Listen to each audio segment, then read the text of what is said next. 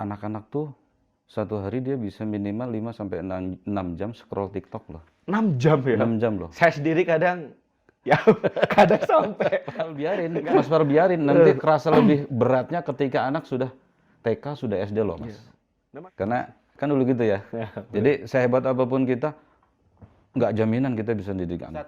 Karena banyak sekarang generasi muda itu seperti yang pacaran, mungkin apa namanya itu, seks di luar nikah, Terutama hubungan laki-laki dan perempuan yang bukan halal, bukan mahram gitu ya. Sampai terjadi pelanggaran zina. Yang namanya zina sekarang kayak udah dianggap biasa loh. Ya, betul sekali, bahkan dinikahkan lagi. Nauzubillah min dzalik. Oke. Assalamualaikum warahmatullahi wabarakatuh. Waalaikumsalam warahmatullahi wabarakatuh. Ustadz Didi, alhamdulillah ya kita kedatangan Ustadz Didi yang mana beliau ini sudah lama sih sebenarnya pengen kita ajak ke sini ya. Tapi karena kesibukannya Masya Allah ya. Sibuk sih enggak, Mas. Banyak acara. Ada aja pokoknya. Ada we acaranya. Ya. Dan alhamdulillah Ustadz Didi ini orang yang kedua ya hadir dalam podcast ini ya. Ya.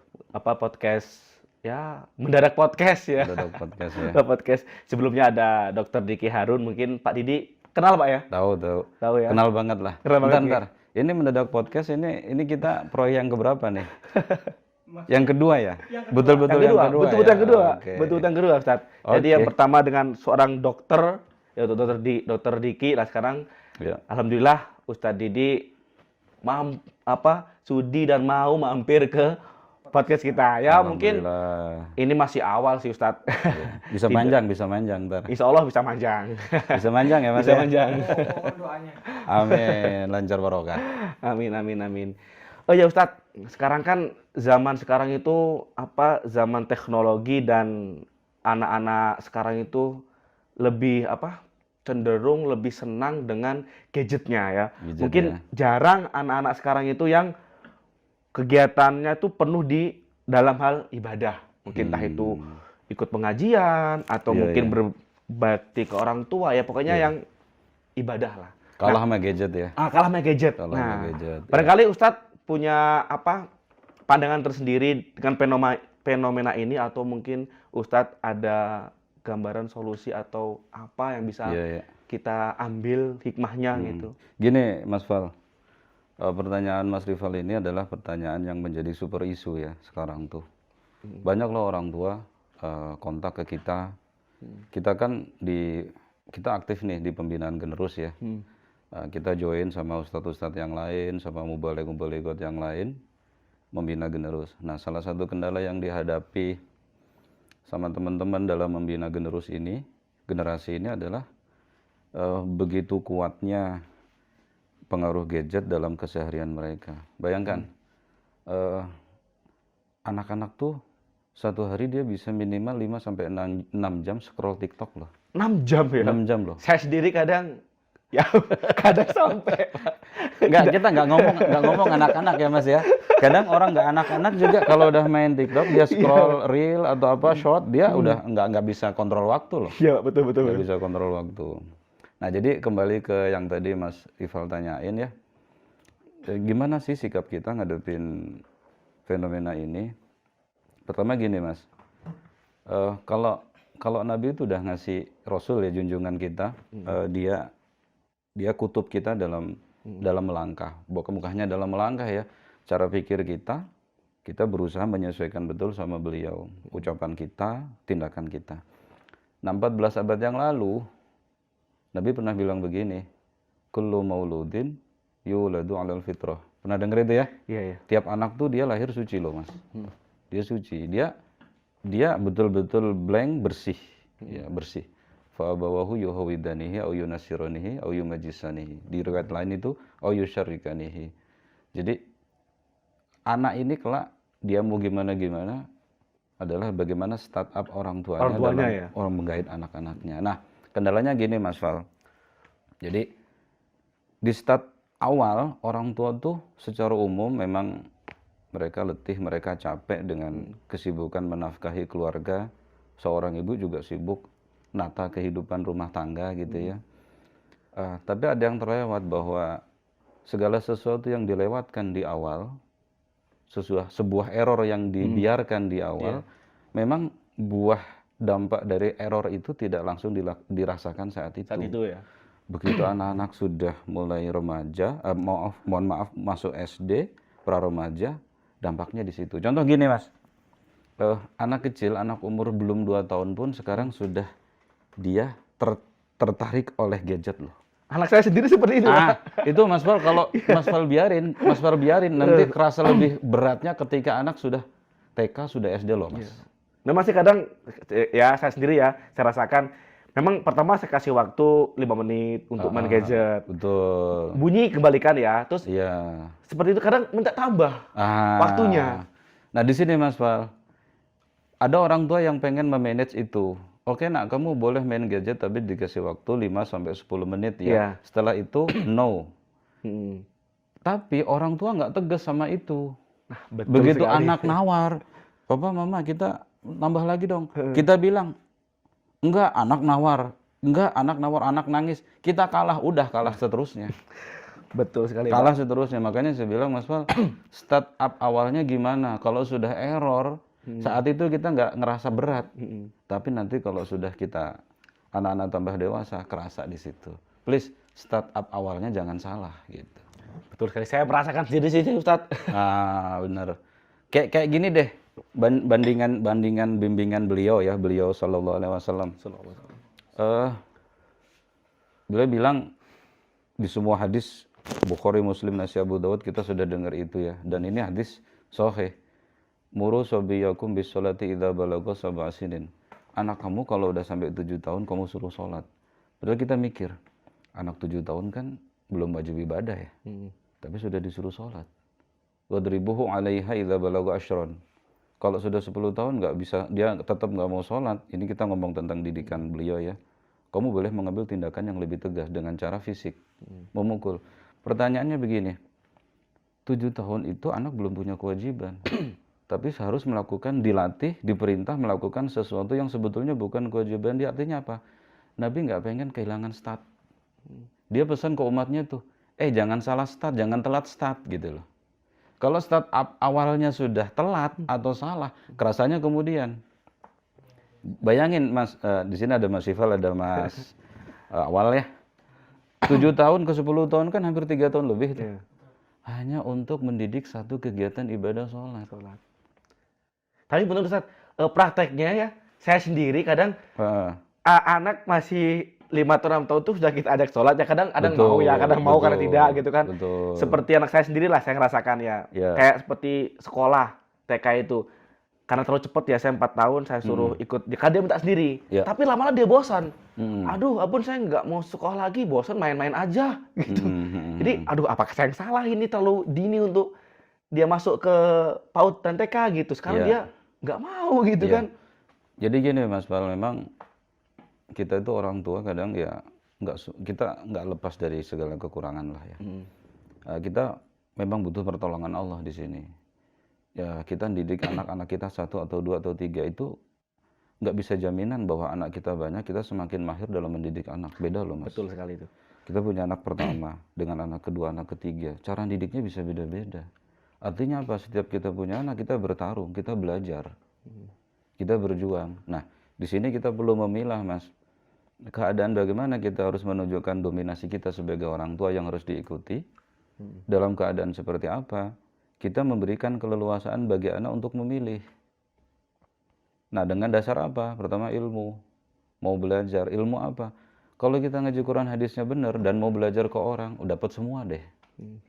Yang paling penting, minta ke yang di atas. Karena kan dulu gitu ya. Jadi sehebat apapun kita, nggak jaminan kita bisa didik anak. Saya merasakan sekali itu. Psikolog nih Mas, psikolog yang katanya dia ahli anak. Anaknya juga nggak karuan. Itu kan banyak. Padahal dia psikolog. Iya betul. Makanya saya juga heran. Karena saya sempat ngobrol sama Mas Rival. Iya.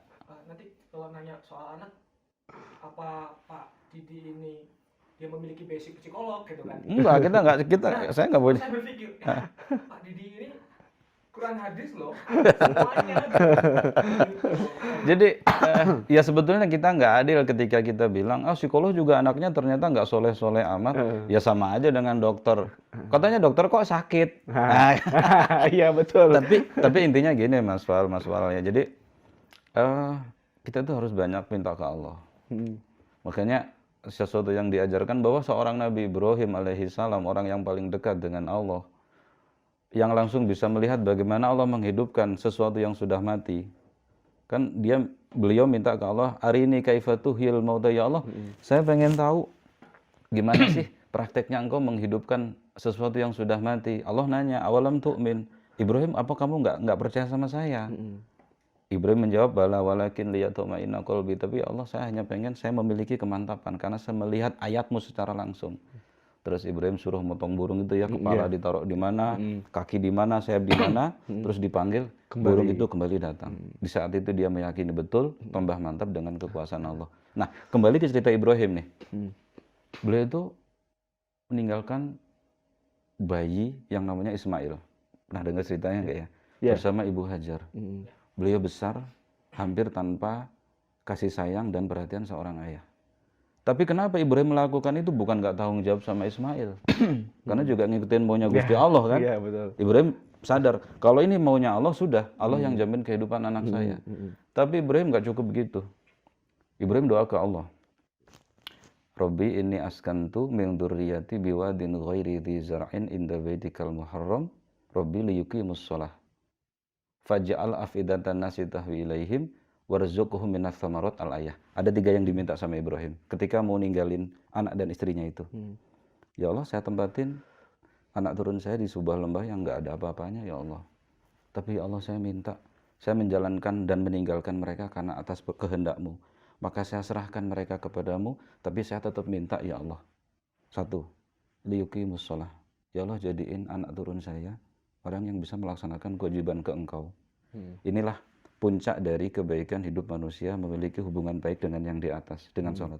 Yang kedua, faja'al afidatan nasi tahwi ilaihim. Ya Allah, jadikan hatinya orang yang nanti bertemu dengan anak-anak saya ini jatuh cinta, senang kepada anak-anak saya. Artinya apa? Punya akhlakul karimah. Nggak mungkin loh orang dicintai orang lain kalau nggak punya akhlak yang baik. Benar nggak Mas Wal? Betul. Mas Wal ya? Iya betul. Yang diminta itu pertama alim fakih. Hubungan sama yang di atas. Yang kedua akhlakul Karimah. Yang ketiga warzuqhum minas tsamarat. Ya Allah, kasih mereka rezeki. Kemampuan untuk survive, mencukupi kebutuhan jasmaniah di dunia, mandiri. Diminta tuh sama Nabi Ibrahim. Itu nggak berhenti diminta. Jadi saya yang banyak ngomong nih. Oh iya sip. Berarti emang saya sendiri untuk 3 hal tadi itu Pak yang Ustadz ceritakan tentang Nabi Ibrahim, saya sendiri merasa belum ya mungkin. Mungkin bukan belum sih ya. Mungkin kurang meminta gitu dari 3 saya itu. potong nih Mas Wal. Banyak marahnya ke anak apa banyak doainnya? Kalau itu Iya kan? Itu nggak usah dijawab sih ya. Ke anak itu kita banyak marahnya atau banyak doainnya? Iya kan, kita marah terus. Tapi mengatasnamakan nasihat, nggak bisa. Nasihat, marah. Tapi saya terlalu sering banyak bercanda ya sama anak, jadi kadang saya juga salah juga ya. Jadi anak itu merasa, alah paling abun gitu ya. Jadi saya mungkin terlalu bercanda sama anak. Dan dia akhirnya ke saya itu ya bercanda juga. Hal yang serius jadi nggak serius. Iya gitu. Iya. Itulah Mas Fal, jadi memang orang tua ini memang harus belajar ya. Kapan saat dia harus memahami kondisi anaknya. Makanya saya bilang, kondisi seperti apa kita menegaskan dominasi sebagai orang tua nih Mas Fal ya. Dan kondisi dalam konteks seperti apa kita memberi keleluasaan kepada anak untuk berpendapat, untuk memilih. Dua-duanya harus balance. Nah itu kita minta ke Allah. Nah kalau itu mungkin orang tua berdoa minta 3 hal tadi. Nah untuk bagi kita nih, bagi anak-anak nih, sebaiknya apa yang kita lakukan supaya kita nih bisa ya tidak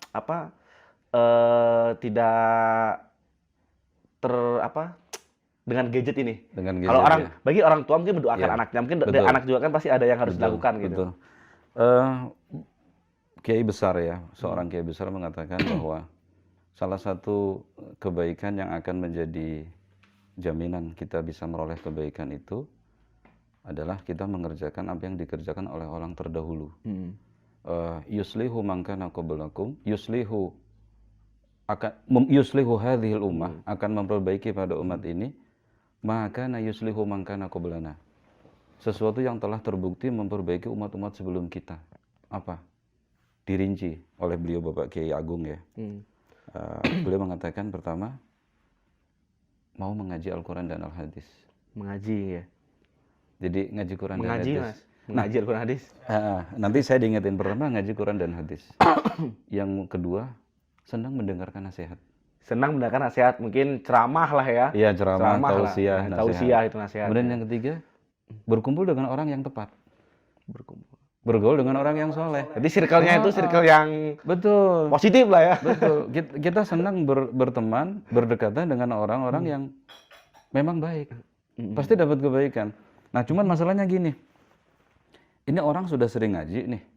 Tapi kenapa ya amal dan perbuatannya nggak sesuai dengan apa yang dia kaji? Nah, itu banyak itu, Ustaz. Itu Kenapa bagaimana itu? Masalahnya gini, Mas. Kita dengar namanya imam besar, imam ahli hadis al-muhaditsin, ya namanya Imam Syafi'i. Beliau dulu ngomong gini. Man sami'a bi udhunihi kana hakiyan. Orang kalau ngaji cuman dengar pakai telinga doang, maka dia akan menjadi seorang pencerita. Seorang yang pintar ngomong. Ngajinya cuman pakai telinga doang. Hanya mendengarkan Hanya mungkin dari mendengarkan YouTube saja. lah mungkin ya. Dari YouTube, atau dia saat ngaji tuh Hanya hanya mendengarkan. telinga yang konsen. Hanya sampai telinga maksudnya. Yang kedua, waman asgha biqalbihi kana wa'iyan. Level yang kedua orang ngaji, dia orang ngaji tapi sampai masuk ke hati. Jadi levelnya orang ngaji itu beda-beda. Wah, baru tahu saya ini. Beda-beda. Beda, Mas Wal. Jadi ada orang ngaji itu dia hanya datang duduk, dia tidak mencintai apa yang dia lakukan. Dia nggak menikmati itu sehingga dia hanya mendengar, tapi tidak mendengarkan. Oh, beda. Mendengar sama mendengarkan. Beda. Jadi dia his hearing, dia mendengar tapi but not listening. Jadi mendengar, gurunya ngomong ini, mubaliknya, ustadznya ngomong ini, tapi hanya sampai telinga. Yang kedua, waman asgha biqalbihi fahuwa wa'iyan. Orang ngaji, dia mendengarkan betul, dia mencintai apa yang dia lakukan, dan dia menghormati apa yang sedang dia lakukan. Ini Quran hadis loh. Kita ngaji ayat Allah. Ini surat yang Allah turunkan kepada beliau Muhammad 14 abad yang lalu. Muhammad sallallahu alaihi wasallam. Ini barang yang agung. Allah berfirman di sini. Dia hormat dengan itu. Itu nanti sama Allah. Bukan hanya lewat telinga tapi sampai masuk ke hati. Yang terjadi apa? Kana wa'iyan. Dia akan mewadahi. Mewadahi artinya hatinya itu isinya ilmu. Isinya ilmu. Sampai yang ketiga, ini yang paling keren. Waman wa'adha bi fi'lihi kana hadiyan. Dia sampai ternasehati dan bisa mengamalkan ilmu itu. Maka dialah orang yang berada di atas petunjuk. Artinya, orang ngaji amalannya sama dengan ilmunya. Nah, pertanyaan, kita tuh perlu bikin di masjid suasana anak-anak kita ngaji, generasi muda kita ngaji, sampai ke level kedua dan level ketiga. Jadi memang kebanyakan anak sekarang itu mungkin ya, saya lihat itu mungkin yang suka ibadah ke masjid, mungkin Ya, ikut pengajian itu hanya betul. ikut-ikutan Betul. belum karena kesadaran hati memang saya harus seperti itu gitu. Betul. Emang gini Mas Fal ya, Mas Wal. Jadi ini sebenarnya tugas berat seorang penyampai ilmu ya. Jadi fokusnya seorang generasi ketika mengaji sangat bergantung salah satu aspeknya dengan sang pengajar. Betul nggak? Nah, betul sekali. Saya sendiri merasakan kalau mungkin penceramahnya, pengajarnya atau siapapun itu saya kurang nyaman ya. Saya sendiri akan bukan kurang mengagungkan ya, merasa tidak masuk gitu ya. Seperti itu. Karena kita melihat basicnya dulu, Pak. Betul. Mengaruhi. Kalau begini, saya ingin mengingatkan Mas Rifa, saya kru nih ya. Iya. Ini baru pertanyaan pertama udah mau 20 menit. Ya nggak apa-apa. Nanti disambung dengan yang kedua di podcast selanjutnya kan. Jadi kita bahas ngaji aja dulu nih ya. Kita bahas ngaji aja dulu. Jadi gini, Mas. Satu hal yang saya sering sharing dengan teman-teman mubalik-mubalighah, dengan ustadz gitu ya. Jadi gimana caranya kita punya touch dulu dengan anak-anak, punya sentuhan bahwa Nah, aku tuh peduli sama kamu. Hmm. Juga bisa memposisikan kapan seorang ustadz sebagai seorang guru yang digugu dan ditiru. Kapan mereka seorang ustadz, seorang pengajar, dia juga harus bisa menjadi kawan tempat curhat teman-teman. Jadi bisa sebagai guru pas ngaji, di luar itu Betul. mungkin jadi Nggak formal aja, santai aja. Iya, betul. Karena kebanyakan kadang di luar acara pengajian atau pengajaran ya, belajar mungkin merasa saya sebagai ustadz gitu, jadi kamu sebagai jaim. murid, Jadi jaim gitu jaim, kan. nggak bisa. Anak sekarang nggak bisa kayak gitu. Makanya Kiai Besar Haji Abdul Thohir dulu pernah bilang begini, anak-anak sekarang tuh nggak bisa diomongi, tapi harus diajak ngomong. Kan beda. Kalimatnya filosof banget. Jadi anak-anak sekarang nggak bisa diomongi. Satu arah, monolog tuh nggak bisa. Oke Pak, saya mau nanya. Iya. Batasan orang tua Iya. memberikan warning kepada anak, ini nggak boleh. Kadang-kadang tuh kan ada yang dipukul, disentil. Kalau Iya. yang baiknya itu bagaimana batasannya? Ini akan berbeda Mas Awal ya, akan berbeda. Batasannya seperti apa? Batasnya adalah keilmuan. Yang jelas ketika anak-anak ini sudah melanggar syariat agama, penegasan dalam mendidik itu dibenarkan. Tapi jangan telat. Kembali. Maksudnya telat itu bagaimana, Pak? Anak sudah punya pilihan, dia sudah SMP. Contoh gini, anak kalau masih TK, masih SD, mainnya masih sekitar rumah. Paling jauh radius 100 meter dari rumah. Kita masih punya dominasi yang tegas ke anak-anak. Anak-anak nggak punya banyak referensi dan pilihan. Ya, jadi saat itulah didikan-didikan, nilai-nilai kebaikan dimasukin. Tapi kalau saat itu istilahnya golden age lah. Orang tua nggak banyak melakukan hal yang positif terhadap anaknya, nggak memenuhi wadah hatinya anak dengan nilai-nilai yang kebaik, nilai-nilai positif. Begitu anak udah SMP, anak tinggal di Sukajadi, anak SMP, nanti mainnya bisa ke Padalarang tuh. Wah, Ini jauh kali. cerita ya, Iya, benar juga. Ada seorang anak cewek ya, yang dia itu berani meninggalkan rumah lebih dari beberapa hari untuk menemui pacarnya. Waduh, SMP, SMA tuh, SMP. Sudah di atas ya, usia SMA. kelas remaja. Nah, tuh, Nah. itu artinya gini, karena apa? Startup awalnya dulu telat, Mas. Mestinya cinta, perhatian, pelukan itu diberikan kepada anak ketika anak-anak masih golden age, sehingga dia kiblat jatuh cintanya dia itu ke orang tua. Ke orang tua ya. Ke orang tua. Gitu loh. Ya emang, tapi untuk orang tua sendiri Pak ya mungkin ada yang kesibukannya itu Masya Allah ya. Ya. Mungkin ada yang berangkat pagi pulangnya malam, bahkan ada yang sampai berhari nggak pulang ya kan. Mungkin seorang istri pun di rumah pun nikah sendiri pun ya mungkin banyak lah. Berat ya. Berat, karena itu kan mungkin sebagai sebuah problem juga gitu Ustadz. Jadi kan mungkin setiap keluarga mungkin tidak sama ya. Tidak sama. Nah, Gini Mas, makanya kita ya, kita tuh pengen bikin suatu sistem di mana seorang pengajar tidak hanya mengajari anak, nah itu. tapi juga komunikasi dengan orang tua.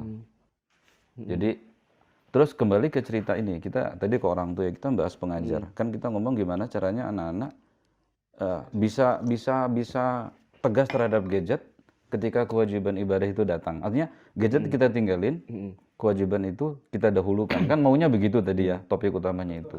Nah, saya sampaikan tadi, keterikatan dan keterkaitan antara guru dan generasi ini harus kuat.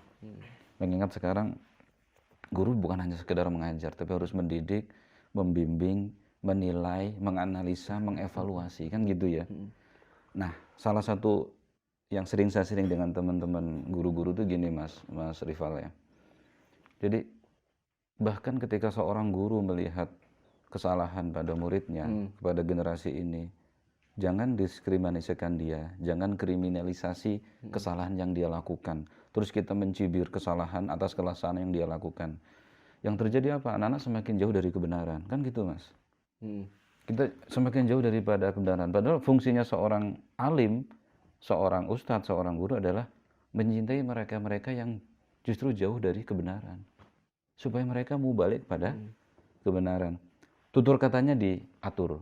Guru saya bilang begini, kalau kita membina generasi muda sekarang, rendahkan nada. Santai lah ngomongnya ya. Rendahkan nada. Tawadukkan suara gitu ya. Karena apa? Kita ngomong keras, kasar nggak ada guna. Ingat, nggak akan masuk juga mungkin. petir dan halilintar bukan itu yang menumbuhkan tanaman. Di hujan. Hujan. Hmm. Iya. Apa suara yang keras yang bisa numbuhin tanaman? Itu suara rintik-rintik ya. Yang menumbuhkan tanaman itu air hujannya. Nasihat itu nggak usah mencaci, nggak usah menghakimi, menjustifikasi, nggak usah. Ketika kita melihat generasi kita jauh dari kebenaran, sebetulnya kita bicara tentang kita. Saya bisa nggak menjalankan peran saya sebagai seorang guru menjaga mereka? Ngapain harus baper ikut marah-marah? Kan nggak bisa, Mas. Ini yang pengen kita samain persepsinya di kalangan para pengajar. Tapi ya ini sih Ustaz, Bunten ya, apa namanya kan sekarang ini kan semenjak corona ini kan, Ya. banyak belajar itu melalui daring, ya kan? Betul, Bahkan anak betul. SD sudah menggunakan gadget, Ya. ya kan? Mungkin awalnya iya untuk belajar lah ya, tapi lama kelamaan bahkan orang tua mungkin yaudah anaknya diberikan gadget sendiri, belajar sendiri, ternyata anak itu menggunakan amanah yang diberikan orang tua itu yang lain. Betul. Ya kan? Nah, itu betul. bagaimana cara fenomena seperti itu bagaimana cara mengatasinya? Mungkin Iya. pandangan Ustaz bagaimana? Gini, Mas. Pernah dengar dalil nggak? Al-jama'atu rahmatun. Ya. Bersatu padu mendatangkan rahmat Allah. Bersatu padu mendatangkan rahmat Allah. Rahmat Allah. Jadi seperti yang saya bahas tadi. Kita harus memiliki keterkaitan dan keterikatan antara kita, seorang ustadz, ustadzah, siapapun, dengan orang tua. Karena mendidik generasi sebetulnya adalah juga otomatis harus mendidik para orang tua. Ketika permasalahan itu hanya dipikir sama orang tua sendiri, orang tua itu banyak kekurangan, kita manusia. Atau ketika permasalahan hanya dipikir oleh seorang ustadz sendiri, itu juga nggak selesai. Jadi antara ustadz, penyampai ilmu dan orang tua ini harus bersatu, kerjasama gitu loh. Berarti nggak bisa dipisahkan ya? Nggak bisa dipisahin. Makanya dalam mendidik generasi harus bareng-bareng, gitu ya. Jadi gimana caranya anak tadi bisa lepas dari gadget, bisa menghindari gadget? Itu tadi pertama, anak sekarang diajak ngomong, jangan hanya diomongi. Yang kedua, program yang disampaikan oleh para ustadz juga harus dijadikan program secara praktik di rumah oleh orang tua. Jadi yang mendidik anak itu banyak. Nah di situ Rasul bilang al-jama'atu rahmatun. Segala sesuatu yang dikerjakan secara terkoordinir, sistematis dan kompak bareng-bareng akan jadi kasih sayang. Ngasih warning, kalau bisa satu pembahasan lagi, saya kasih waktu 10 menit, takut ngedrop. Takut ngedrop, oke. Udah. Oke. Ya, siap. 10 menit lagi bisa. Pembahasan ya. Nah, mungkin ini Ustaz langsung saja ke pertanyaan terakhir nih Ustaz. Nah, tentang pergaulan akhir zaman ini Ustaz. Karena banyak sekarang generasi muda itu seperti yang pacaran, mungkin seks di luar nikah, mungkin di luar banyak seperti itu. Nah, itu bagaimana Ustaz cara mungkin dari Ustaz punya pandangan atau solusi agar tidak generasi sekarang itu tidak mudah latah mungkin teman-temannya jatuh dalam pacaran, ikut merasa jujur saya sendiri ketika jiwa muda ya pasti ingin enak ya gitu, itu bisa berduaan, aku nggak boleh gitu. Nah mungkin untuk menguatkan para generasi yang punya pemikiran saya memang ingin terjaga tapi mungkin pergaulan lingkungannya seperti itu. Nah bagaimana Ustadz cara agar kita tidak terjerumus lah, tidak latah ikut-ikut pacaran, Valentinan atau mungkin yang lain-lain ya. Itu banyak Ustadz. Ya, gini Mas Rival, saya pernah sharing poin itu dengan orang tua anak-anak mahasiswa. Jadi kebetulan saya juga sibuk nemenin anak-anak mahasiswa di rayon Bandung Utara ya. Dia mahasiswa tapi juga mondok di pesantren. Namanya pesantren Minhajul Haq ya. Saya pernah sharing sama teman-teman mahasiswa begini. Ada 2 poin yang saya sampaikan. Jangan pernah berpikir menyakiti diri sendiri. Contohnya? Ini kan kaitan dengan bagaimana sih generasi ini harus menjaga diri dari pelanggaran pergaulan, terutama hubungan laki-laki dan perempuan yang bukan halal, bukan mahram, gitu ya. Sampai terjadi pelanggaran zina. Yang namanya zina sekarang kayak udah dianggap biasa loh. Ya, betul sekali, bahkan dinikahkan lagi. Nauzubillah min dzalik. Oke. Jadi gini, jangan terpikir untuk menyakiti diri sendiri. Dengan cara apa? Seseorang generasi ini menyakiti diri sendiri dengan cara menikmati pelanggaran yang diharamkan oleh Allah. Sebetulnya dia menyakiti diri sendiri. Nah, kembali kenapa menyakiti diri sendiri? Jadi orang yang menyakiti diri sendiri dalam dunia psikologi udah sakit. Udah sakit itu Mas. Sakit. Dia cutting, dia dia mau lompat dari Gedung. gedung. Ketika ada tekanan permasalahan, kan kita suka lihat fenomena itu ya. Dia ngambil jalan pintas, pengen menyakiti diri sendiri. Kalau perlu membunuh diri sendiri. Dia pikir dengan itu semuanya akan beres. Kagak. Man qatala nafsahu bihadidatin aw bi syai'in udziba bihi yaumal qiyamah. Orang yang matinya membunuh dirinya sendiri dengan besi atau dengan sesuatu, maka nanti dia masuk neraka dan disiksa dengan sesuatu yang dipakai untuk membunuh dirinya sendiri. Berarti nggak selesai urusannya, Mas. Nah, masalahnya begini. Kita melihat orang menyakiti diri sendiri itu ketika dapat tekanan. Betul nggak ya? Betul. Tekanan itu macam-macam gitu ya. Nah, di Quran tuh Allah bilang begini.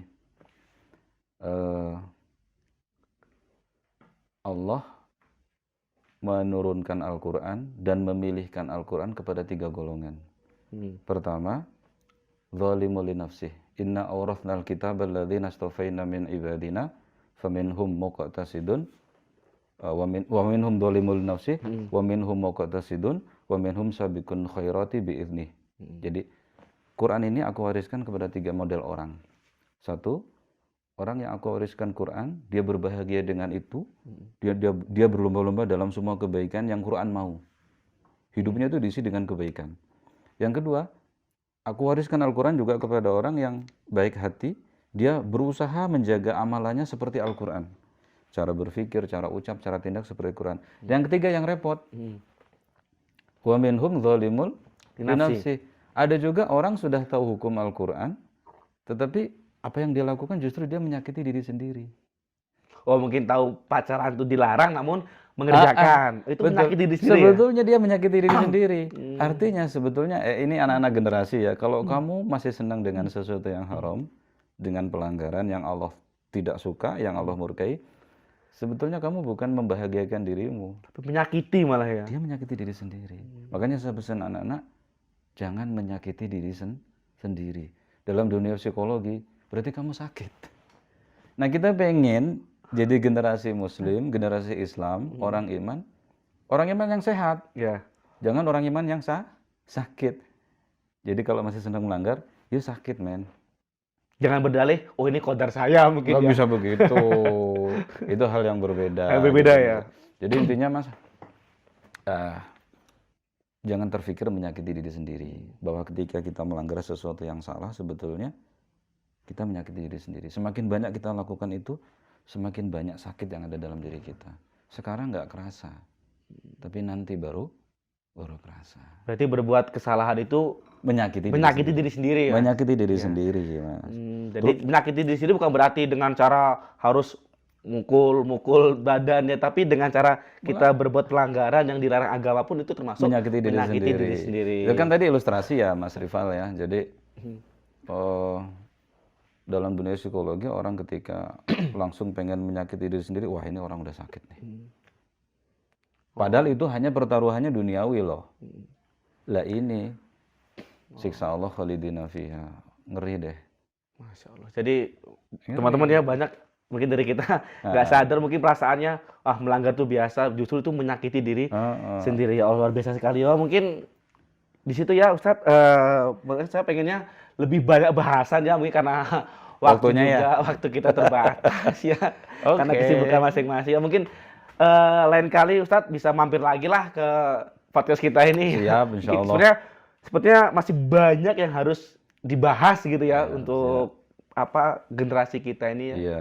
Mungkin itu saja ya dari kita. Mungkin Ustadz, jazakallahu khairan sudah mampir di sini. Mungkin itu saja teman-teman, kita kembali lagi di podcast selanjutnya.